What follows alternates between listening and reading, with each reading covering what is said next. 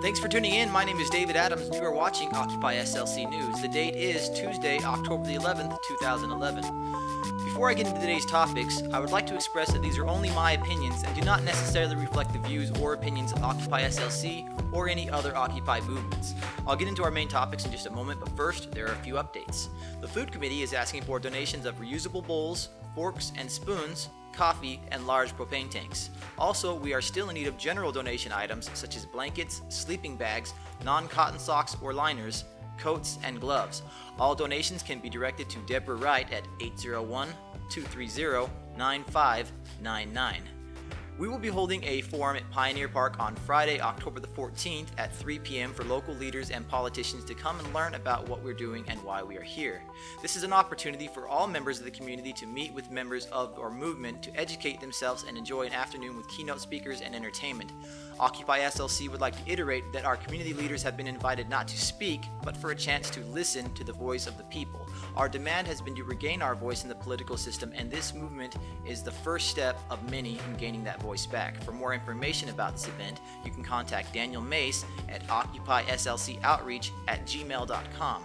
And now, on to our main topics for the day. Since the occupation on Wall Street first began and has spread to over 1,000 cities worldwide, much has changed. At first, the media refused to acknowledge the movement even exists. Many people didn't even know it was happening.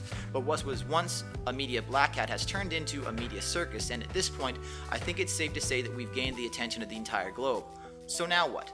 The occupation movement was never just about occupying. That was just our method of gaining an audience. So now that we have our audience, many of us are left wondering, what will we do with it? The movement seems to be about many different things to many different people, and since there is no central leadership, there's nobody to decide which of the many issues identified we want to take on first. Understandably, most of us are very skeptical of anyone that tries to step up into a leadership role. Many of us have even proudly proclaimed that we are a leaderless movement. So without a leader, who will decide our course of action?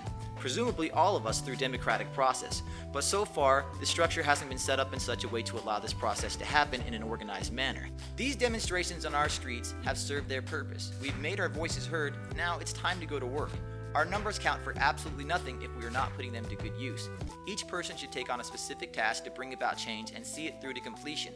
Imagine 500,000 people, each one with a specific task, working towards a common goal. Now that is power. I've been hearing numerous rumors floating around the web as to how and why exactly the Occupy movement started and who was behind it. Some say it began as a result of a magazine called Adbusters who called for the occupation back in July. Others say it was coordinated by the group known as Anonymous, and still others say it was started by Service Employees International Union. So why does it matter who started it? The truth is, it doesn't. Regardless of who started it, it is undeniable that the hundreds of thousands of occupiers around the world that are out in the trenches are very real. Many have accused us of being useful idiots, playing into the hands of a globalist agenda, but whether you buy into these conspiracies or not, at the end of the day, it matters not if it was started by the powers that be, if we the people take control of the situation and stay vigilant about not allowing this movement to be steered and derailed by those whom this movement is directed at. Of course, the spin doctors, lobbyists, and political strategists are there and will try to extract from us what they can. It's what they do for a living, but by now, we're onto their game and won't be so easy to fool. I've also noticed many fellow protesters posting various clips from different news organizations. I highly encourage that you stop doing this. Just because they are spouting off our rhetoric doesn't mean that they are on our side, and let's not forget that these people represent the media wing of the very corporations we are fighting against. This is a political tactic known as entryism, and has been used for decades to neutralize large opposing parties. Basically, it works like this. They show strong support for your cause as to move your support base over to their platform, and once everyone is on board, they steer it in a different direction, thereby neutralizing the threat. This is a very effective tactic which has been used many times throughout history to stifle revolutions. Remember that knowledge is power, and keep fighting the good fight. That's all the news for now. Until next time, thanks for tuning in. I'm David Adams with Occupy SLC News. Stay revolutionary, my friends.